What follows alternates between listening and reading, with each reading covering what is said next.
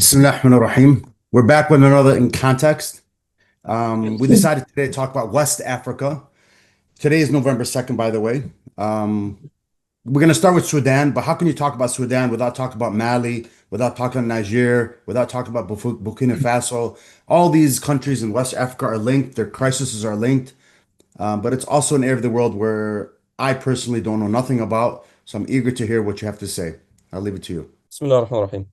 If you watch the news, you will hear a lot of voices about the massacre that the Rapid Support Forces have committed in Al-Fashir, the fact that this is a killer gang, that the UAE supports them for its nefarious usual reasons.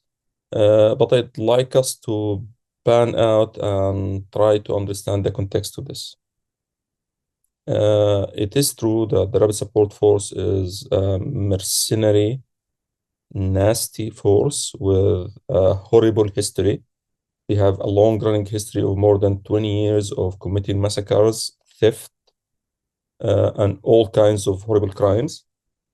They are not a new invention. This is actually the invention of the military regime of Sudan under US sponsorship throughout the 20th century, actually. Although Western media will tell you that the Sudanese military junta was Islamist, that was completely nonsense. The Western military junta had indeed alliance with an opportunist Islamist, Hassan al-Turabi, but that alliance broke out in the late 1990s, broke down in the late 1990s. It reflected actually the fact that the Sudanese junta and Turabi's group did not belong to the power elite in Sudan, the Mirghanis and the Mahdis and their minions. So that was essentially, we could understand that from social perspective, that these were the lower classes and the lower middle classes trying to come to power against the elite that has dominated colonial Sudan since the British invaded it in 1899. But beyond this, the Sudanese military has always been a junior partner or junior replica of the Egyptian military, which in nobody's mind can be called Islamist. They use Islam as a bridge to gain support. But if you look at them carefully, Al-Burhan, for example, when he announced the fall of Al-Fashir, starts with Quran, ends with Quran, and you would think that you are talking to somebody who really believes in Islam. But this is the guy who cut an Abrahamic deal with Israel, the guy who is negotiating with the US in Europe and in Washington currently about how can he shed his quote-unquote Islamist image. So let's not follow this Western academia journalist nonsense. Let's talk about the realities. You have a military gang in Sudan, just like the military gang in Egypt. It has been misrunning the country since it took over 1970, and the degradation has reached the point of a failed state where the junta's own gangs that it created to persecute the people have turned around against it, like Rapid Support Force. But what's interesting is this is not peculiar to Sudan. So the Rapid Support Force is in close alliance with Haftar gang in Libya. Both of them are supported by the UAE. Actually, the UAE ships arms to the Rapid Support Force through Libya and then overland to Sudan. They are in close alliance with the Chadian government. And the UAE also does exactly the same thing. It's in Sudan under the pretense of, in Chad, sorry, under the pretense of offering help to the refugees in Chad. They ship arms under the Red Crescent flag to a base they built in eastern Chad called Jaras, and then pass it overland to Sudan. By the way, also the pretensions that this is ethnic and it's about Arabs and non-Arabs is so bogus if you look at it carefully. The Rapid Support Force gang is ethnically belongs to Arab tribes in the Darfur land. Darfur is another ethnic group. The Chadian government that is in alliance with them actually belong to a different ethnic group, Zaghawa. And that ethnic group is being persecuted and killed by the Rapid Support Force that is in alliance with the government in Chad. This is about gangs thieving and burning their way through the land. This is the remnant of the nation-state order that the colonial West created in our land.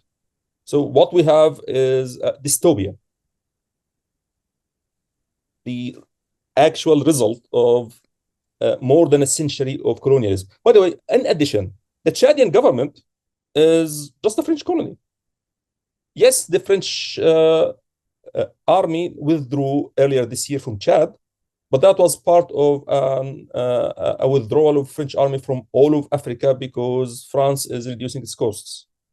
The Chadian government has been in place under French sponsorship since 1990. The current guy inherited the republic from his father in 2020. So what you have is a French order, and it's an alliance with the UAE that is supporting all of that fuss, all of these massacres. Okay.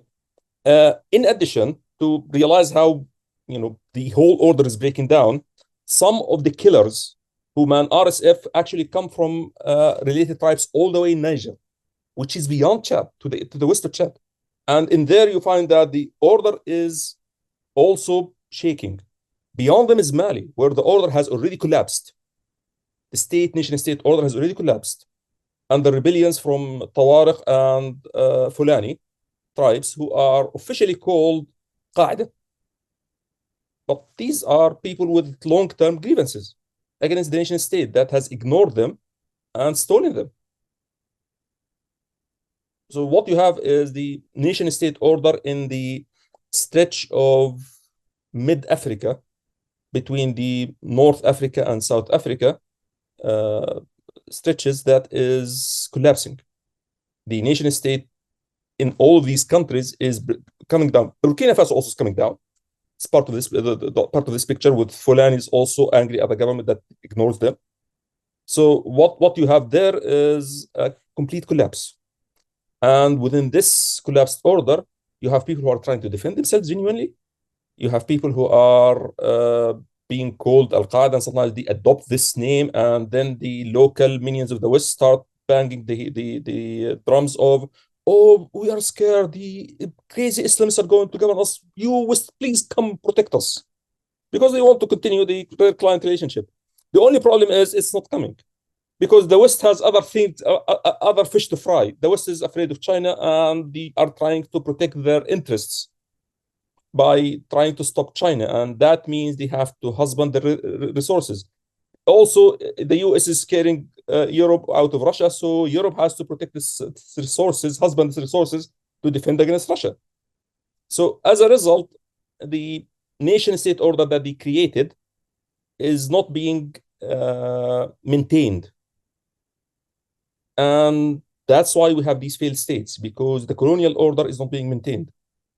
And the colonialists, whether they are French, whether they are American, are taking a wait-and-see stance. Like in Sudan, the army and the Rapid Support Force, both of them are craving US approval.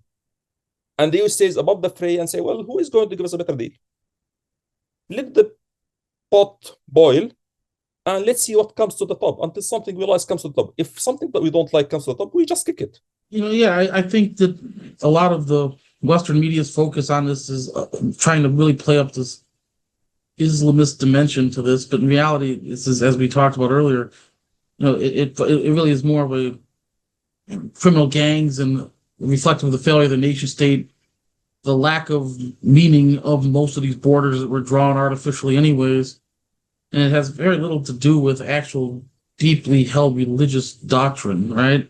This is not some battle over, Aqidah or somebody's approach to fiqh. And I think that the convenient thing for the media, especially with this Nigeria thing that seems to be brewing, Trump's next plan is that they're really trying to frame this as, a war against the Islamists, which they really mean Muslims, not just anyone Muslim, versus the Christians in Nigeria. When in reality, what I do know a little bit about that conflict is that many Muslims as well are very sick and tired of all the extremist terrorist, ISIS affiliated groups that are wreaking havoc and basically just plundering and pillaging Muslim areas as well.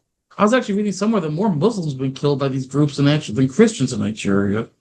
So this is the reality, but that doesn't sell. That's not going to get people's attention, right? And this is a very dangerous game, I think, that's being played. Really, they've got the the Islamophobia civilizational war on overblast right now. The Twitter algorithm has really amplified things, possibly partially because of this New York City mayor election and other things going on. But it's a scary time, in my opinion. And you see prominent journalists being detained in the United States for reasons that we all know are very suspect. And I think we're going to just see a continuation of this trend. And I don't know what's the way out of it. What's the solution? How do we tone down this looming civilizational war that people on the right are trying to wage against Islam? Right. And I think that they're testing the battlefield out in Africa because they can get away with more there. Right. Nobody cares about Africa. Right. So they can bomb away. But I think it's going to come home eventually. And if it hasn't already started coming home. So that's sort of how I'm reading this. Like I said, I don't have all the specific details of the region down as well as you do. But that's my overall general take of what I'm seeing, the machinations of political maneuvering these last couple weeks at least. That's my comment. So I want to address 2 points here. The specific point about Nigeria and its relationship to this, and more general point about the West's relationship to Africa. I think the West, let's start with this one. The West is taking a reduction of investment in Africa because they want to concentrate on the real people that matter. To them, we are not human beings. So we are not capable of forming civilizations or consistent orders that can challenge them. So to them, we don't really count. We can just be trashed or bombed to oblivion like in Gaza. The things that matter really is Russia, which is white like them, or China, which cannot be ignored. You're dealing with a colonial racist point of view, and you need to think from its perspective. So that's why they have to worry about that. From a realistic Machiavellian point of view, also, there is nothing that threatens the existing colonial order in Africa, meaning the alternatives are other people who also want to serve them, or other people who have learned the hard way that if they try to challenge them, they will be bound to oblivion. So as a result, for example, when they talk about that the Islamist group in Mali is going to take over government, that is not happening. Because those guys tried before to take over government and they were bound to oblivion. When they weren't even saying we have anything against the West. They were just saying, well, we have grievances against the local government. And they were declared bad, crazy terrorists, and they were bound to oblivion. So I don't think they're going to repeat the mistake. They're just trying to negotiate with the government. That's all. Back to Nigeria. Nigeria has an interesting dynamic, long-standing dynamic that has been going on since the 60s. It has two gangs that have been fighting for a long time. Mostly military with slight business interests, nefarious interests, that is mostly Muslim and Northern, and Southern and Christian business elite. And they have been fighting over state resources since the 1960s. They use ethnicity, they use religion, they use different tools. But in the end, this is a fight between two very westernized, very colonial gangs who have their homes and their private wealth parked in London. Trump's coming sideways, and I don't think he has a clue what he's saying. For a long time, the Nigerian government has been accusing Boko Haram and the crazy Daesh jihadists of committing the attacks and the killings. And then they cooled down on this and said, no, actually, these are just bandits. While the Western analysts kept saying these are the crazy Daesh, whatever. Now, even the Western analysts have switched the tunes in the last 2 years and saying, well, actually, a lot of this is banditry. Whether it uses Islam or doesn't, it's banditry that has to do with problems over resources. There is also long-running ethnic problems in Nigeria that are triggered even further by the fact that there is further desertification in the north, and as a result, the long existing communities there are coming to clash over diminished resources. So all of this mess is going on, and then Trump comes and tries to whip his racist base that he is the new crusader. Yes. Laughable. If I was Christian, I'd be offended. Joseph, anything else?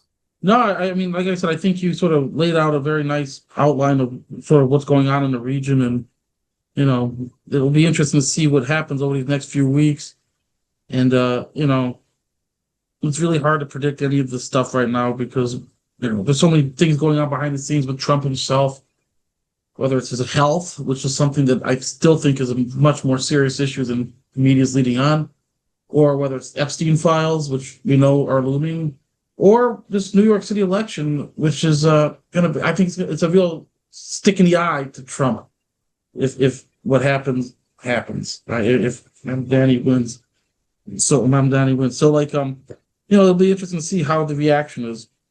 It seems like Trump's foreign policy is often dictated by stuff that happens in his personal life.